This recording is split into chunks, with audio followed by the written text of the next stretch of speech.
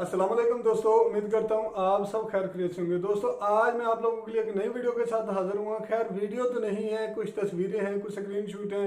वो मैंने आप लोगों के लिए एक वीडियो बनाने की कोशिश की है। कुछ दोस्तों ने स्क्रीनशॉट भेजे हैं तस्वीरें लेके, कुछ मेरे पास ही, तो मैंने कहा चलो यार जोड़ मरोड़ के इनको ना एक वीडियो बना देते हैं।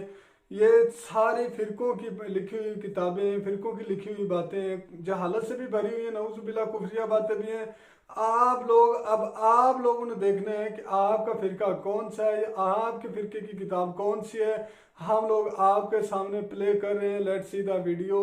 सबसे पहले टॉप है मकाबीसुल मजालस, जिसमें लिखा है रामचंद्र और कृष्ण अपने अपने वक्त के नबी थे। नऊजुबिल्ला ये रजा खानियों का अकीदा है। दूसरे नंबर पे आता है कि हज़रत बायजीद बुस्तामी रहमतुल्लाह अलैह ने मिराज की और वहाँ पे अल्लाह का मुशाहिदा किया, अल्लाह को देखा।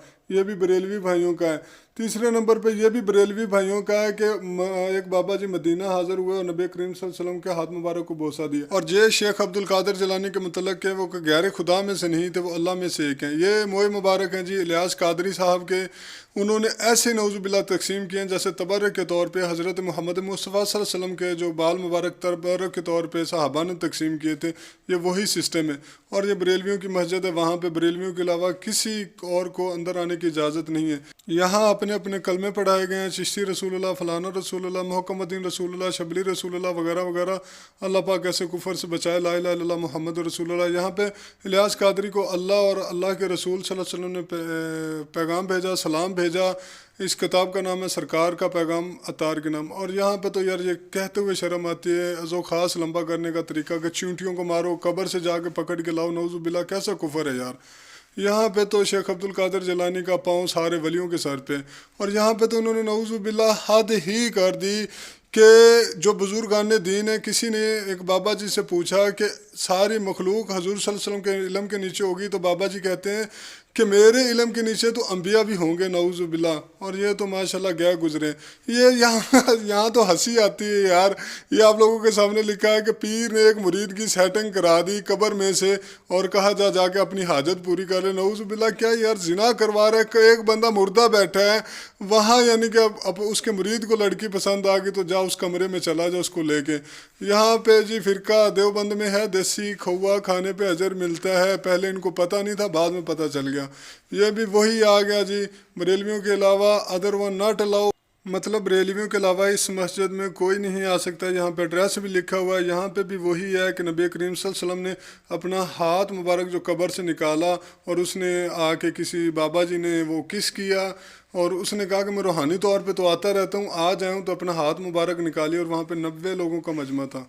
ये भी देवबंद का इमाम मौलाना कासम बच्चों की शलवार से राजा अजार बंद खींचने का शौक़ रखते थे, यानी कि नाड़ा खींचते थे सिर्फ़ और सिर्फ शौकिया तौर पे। ये फतावा शामी में लिखा है कि हर औरत को महीने में कम से कम 2 बार निकाह करना चाहिए। यहाँ पे हनफी वज़ू के करने के बाद भी एक दूसरे के जिक्र छूने से वज़ू नहीं टूटता। खैर मुझे तो ये समझ नहीं आती कि उन्होंने वज़ू करके दूसरे के अज़ो ख़ास को छूना ही क्यों, वज़ू करके क्यों, क्या वो इतनी पाक जगह है। और ये सिरात मुस्तकीम देवबंदियों की किताब है, लेकिन कुछ अहले हदीस भी इस पर यकीन करते हैं कि नमाज में जो बीवी का ख्याल है, बीवी से हम बिस्तरी का ख्याल बेहतर है इस ख्याल से कि नबी करीम सल्लल्लाहु अलैहि वसल्लम का ख्याल आ जाए। यहाँ तक कि जानवरों का ख्याल भी बेहतर है। माज़अल्लाह, अल्लाह पाक माफ़ करे।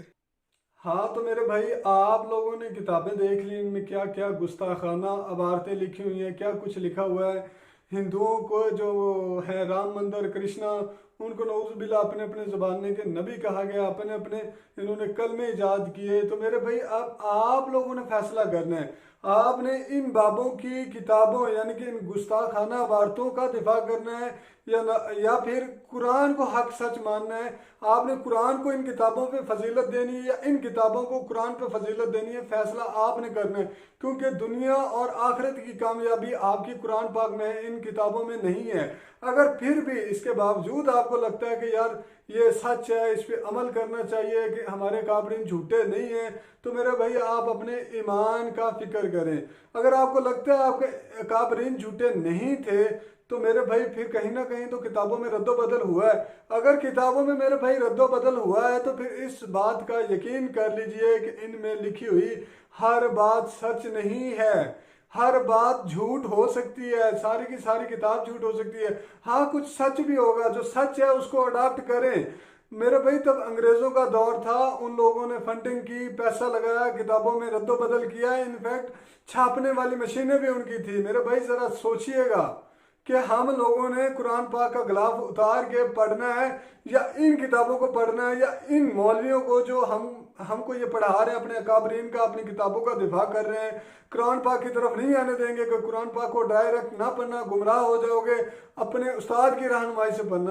और भाई उस्ताद की रहनुमाई से तो पढ़ना ठीक है, लेकिन गुमराह कौन होता है? वो बदबख्त है वो इंसान, वो आपको गुमराह कर रहा है, जो आपको कहता है कि कुरान पाक ना पढ़ो आप गुमराह हो जाओगे। मेरे भाई अब फैसला आप लोगों ने करना है, इन किताबों और इन नऊज़ुबिल्लाह गुस्ताखाना इबारतों का आप लोगों ने दिफा करना है, या कुरान पाक की तालीमात पे चलना है, वो आप लोगों की अपनी मर्जी है। बस हम तो दुआ करते हैं अल्लाह ऐसी इबारतों लिखने वालों के मुंह काले करे, इससे ज़्यादा तो और कुछ नहीं कह सकते। बाकी दिल में तो बहुत कुछ है। बाकी अल्लाह आप सबको हदायत दे, अल्लाह पाक मुझे भी हदायत नसीब फरमाए। आमीन सुम आमीन, जज़ाकल्लाह, अल्लाह हाफिज़।